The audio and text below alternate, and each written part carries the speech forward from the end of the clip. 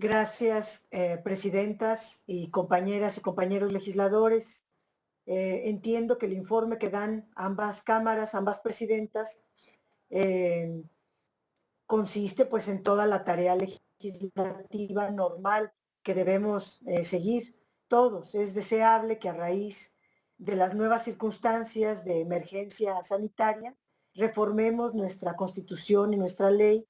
para considerar estas nuevas circunstancias, pero también es muy necesario decir que estamos en una situación de días de instalar el Congreso General, para lo cual entiendo que ya las dos juntas de coordinación política se pusieron de acuerdo de cómo llevaríamos a cabo esa sesión allá en el Palacio de San Lázaro. Lo mismo, cada una de las cámaras para su debida instalación del periodo ordinario de sesiones. En nuestro caso, la recepción del informe presidencial cuando estemos en sesión de Congreso. Sin embargo, lo que yo quisiera señalar en este momento, es que desde el 30 de marzo, en que el Consejo de Salubridad General emitió un acuerdo que declara la emergencia sanitaria y que al día siguiente se publicó en el Diario Oficial de la Federación, donde se determinan las actividades que son esenciales y las que no son esenciales, y donde se establece que es una actividad esencial la tarea de los órganos del Estado, en particular el poder legislativo de nuestro país.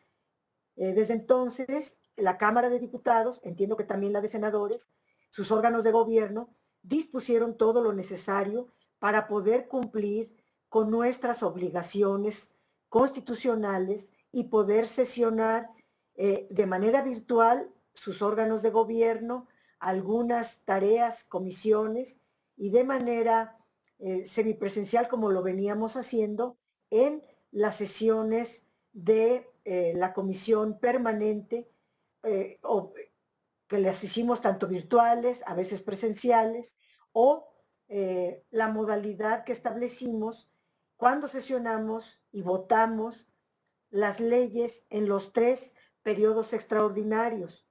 A pesar de no estar en la Constitución ni en la ley, se procedió a considerar la emergencia sanitaria y trabajar, porque lo principal es eso, trabajar, cumplir con nuestras responsabilidades. El cierre del periodo, en el caso de la Cámara de Diputados, que fue muy intempestivo el 19 de marzo, cuando había 118 casos de contagios confirmados en todo el país, pues impidió que aprobáramos en aquel momento, que todavía era más oportuno que ahora, reformas a nuestra ley orgánica, y por ello ahora el virus está más expandido, estamos en una situación todavía más grave que cuando suspendimos las sesiones. Se tienen, por lo tanto, menores condiciones para aprobar leyes o decretos a la manera tradicional.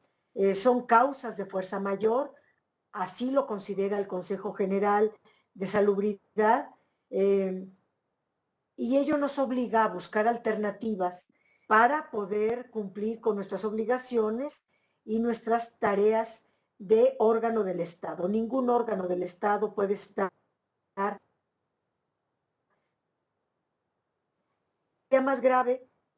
hasta contraproducente, diría yo, no comprender la gravedad de los acontecimientos y ceñirnos al método tradicional, o iniciar un proceso de reforma constitucional que implica al poder constituyente, que lleva tiempo, que implica reuniones de ida y venida, tráfico de personas, vuelos, camiones, muchas cosas que no están permitidas para la época de emergencia. Entonces, el método tradicional nos parece que no es conveniente ni posible aplicarlo para no poner en riesgo la salud de las y los legisladores y de todo el personal que trabaja con nosotros en el Poder Legislativo, o sería impensable no sesionar o faltar a nuestras responsabilidades. Entonces, la propuesta que se tiene es aprobar un reglamento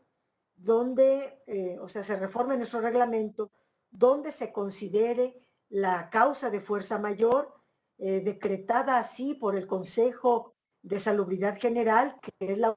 autoridad constitucional para decretarlo, para que podamos trabajar. Una vez que pase la emergencia, entonces revisar a fondo todas las iniciativas, tanto de ley como de reforma a la Constitución eh, que hayan presentado las y los legisladores, revisarlas a fondo y proceder a sus cambios con todas las condiciones idóneas para una reforma constitucional o una reforma a la ley orgánica. Pensamos que la Constitución sí nos da posibilidades de trabajar mediante un reglamento. Sabemos que el artículo 63 de nuestra Constitución habla que más de la mitad para hacer el quórum, más de la mitad de las y los legisladores de cada cámara deben concurrir para que sea válida la sesión. Sin embargo, el término concurrencia, cuando se escribieron estas leyes, pues en el 1857 o en 1917 o en 1993, que fue la última reforma, eran otros tiempos, pero que estamos en una situación de emergencia que impide la concurrencia presencial, pero puede haber una concurrencia en tiempo, y que la concurrencia en tiempo que se puede garantizar mediante, ¿cómo se dice? Mediante una aplicación donde se constate con las características físicas de las y los legisladores, que son los que están presentes vía remota o presentes vía física en el Congreso, en la Cámara, en las cámaras, pueda revisarse el quórum, por un lado. Presencialmente sí tiene que haber 251, pero para votar se puede hacer la revisión física de las características físicas de las y los legisladores que están votando para reconocer ese voto vía, es decir, viendo las y los legisladores en tiempo, estaríamos todos juntos al mismo tiempo, y de esta manera pudiéramos cumplir con la Constitución. Debe hacerse una interpretación evolutiva de este término de la concurrencia para cumplir con la Constitución. Hay jurisprudencia de la Corte que lo permite. La propia Suprema Corte de Justicia de la Nación está sesionando sin su ley orgánica exprese tal cual la que es forma presencial, lo están haciendo de manera virtual, aunque la forma virtual no existía cuando se hizo la ley orgánica de la Suprema Corte. Algunos órganos autónomos del Estado están sesionando también de manera virtual sin que sus leyes orgánicas lo establezcan, porque lo principal es cumplir con la responsabilidad, sin, en nuestro caso como Poder Legislativo, faltar a la Constitución en dos puntos muy finos: el tema de la concurrencia, en el tema del quórum y en el tema de ser fidedignos de quién vota. Aprobemos, o sea, es nuestra propuesta de que sesionemos primero con base en un reglamento que se apruebe de consenso, y cuando pase la emergencia proceder a lo que las presidentas y el doctor Garita están comentando. Gracias. Gracias.